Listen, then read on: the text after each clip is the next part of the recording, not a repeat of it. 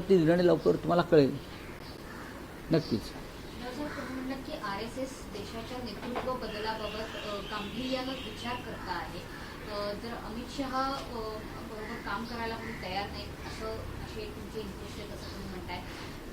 चेहरा अमित शहा बरोबर काम करायला आता मोदी तयार नाही. पुढे बोला. केंद्रीय मंत्रिमंडळातून अमित शहाला वगळण्यासंदर्भात मोदींची मानसिकता आहे. आता ते किती धाडसाने निर्णय घेतात तो पाहू. पण आज या देशाची जी दुर्गती झालेली आहे,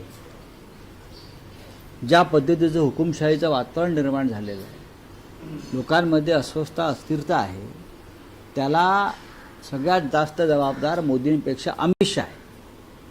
अमित शहाने या देशाच्या राजकारणामध्ये विषारी प्रवाह आणले.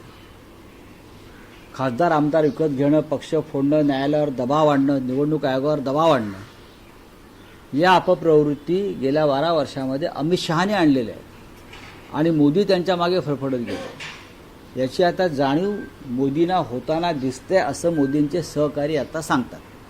पण रावसाहेब, तुम्ही जे म्हणालात की संघ विचार करतो आहे देशाच्या नेतृत्वाबद्दल, हो, पण संघ अजूनही तितकाच ताकदवान आहे असं तुम्हाला वाटतं? कारण संघाचे जे 3 महत्वाचे अजेंडे आहेत त्यापैकी 2 अजेंडे नरेंद्र मोदींनी पूर्ण केलेले आहेत त्यांच्या नेतृत्वाखालील सरकारमध्ये. म्हणजे एक कोणते? म्हणजे राम मंदिर आणि 370 कलम, आणि आता समान नागरी कायदा या संदर्भातही स्ट्रॅटेजी आणि सगळ्या म्हणजे मोदी जर संघाचा अजेंडा पूर्ण करत असतील, पूर्ण बहुमत असेल, एखाद्या पक्षाचं पूर्ण बहुमत सरकारमध्ये असेल, पार्लमेंटला असेल आणि त्याचं नेतृत्व एखादा नेता करत असेल, तर त्या बहुमताच्या जोरावर तो आपला अजेंडा पूर्ण करू शकतो.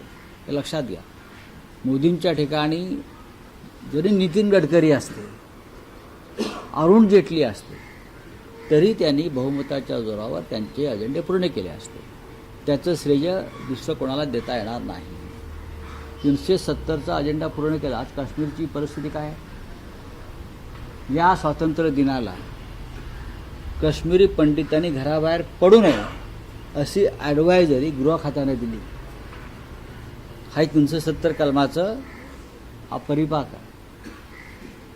अतिरेक्यांच्या अनेक टोळ्या या क्षणी काश्मीरमध्ये घुसल्याची इनपुट्स आहे. काश्मीरी पंडितांना स्वातंत्र्य दिन साजरा करता आला नाही, त्यांनी घराच्या बाहेर पडू नये अशी जर ॲडवायझरी अमित शहाचं गृह खातं देत असेल, म्हणजे काश्मीरमध्ये काय स्थिरस्थावर झालं? कागदावरचे 370 कलम हटवलं, पण काश्मीर आमचं झालं का?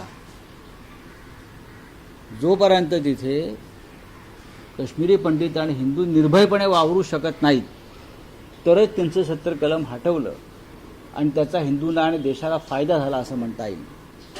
2 दिवसापूर्वी काश्मीरमध्ये नव्यानं दहशतवादाच्या टोळ्या आलेल्या आहेत ही माहिती आल्यावरती परत एकदा काश्मीरी पंडितांनी